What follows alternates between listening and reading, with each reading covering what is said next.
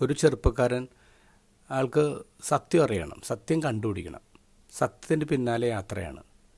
അതിനുവേണ്ടി മനുഷ്യൻ അയാളുടെ വീടും വീട്ടുകാരെയും കൂട്ടുകാരെയൊക്കെ ഉപേക്ഷിച്ച് വലിയൊരു യാത്രക്ക് പോവാണ്. കടലുകൾ കടന്ന് നടന്നു, രാജ്യങ്ങൾ കടന്ന് നടന്നു, മഞ്ഞും മഴയൊക്കെ കൊണ്ടു, ഇങ്ങനെ സത്യം തേടിയുള്ള യാത്രയാണ്. കുറേ വർഷങ്ങൾ കഴിഞ്ഞ് ഒരു ദിവസം ഈ മനുഷ്യൻ തിരിച്ചറിയുന്ന ഇയാൾക്ക് 75 വയസ്സായി. പക്ഷെ ഇപ്പോഴും സത്യം കണ്ടുപിടിച്ചിട്ടില്ല.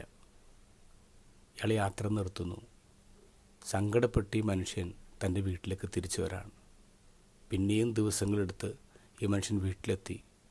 വാതിൽ തുറന്ന് നോക്കുമ്പോൾ സത്യം മുന്നിൽ നിൽക്കുന്നു.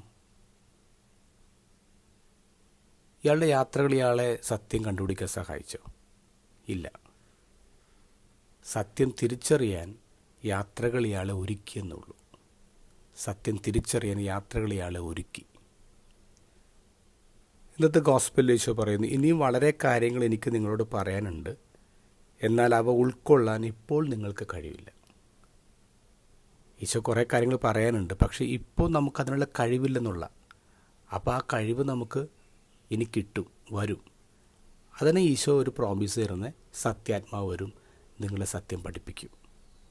അപ്പോൾ നമുക്ക് കിട്ടിയിട്ടുള്ള അറിവുകൾ അത് പൂർണ്ണമല്ല, അത് പൂർണ്ണമായ സത്യമല്ല എന്ന് മനസ്സിലാക്കുക. നമ്മളിങ്ങനെ വളർന്നുകൊണ്ടിരിക്കുകയാണ്. ഇതുവരെ അറിഞ്ഞ കാര്യങ്ങളൊക്കെ ശരിയാണെന്ന് വിചാരിക്കരുത്. കുറേ കാര്യങ്ങൾ നമ്മൾ അറിഞ്ഞിട്ടില്ല. ഒരു ചോദ്യത്തിന് ഒരു ശരി ഉത്തരം മാത്രമേ ഉള്ളൂ എന്ന് കരുതരുത്. ഒരു ചോദ്യത്തിന് ഒരുപാട് ശരി ഉത്തരങ്ങളുണ്ട്.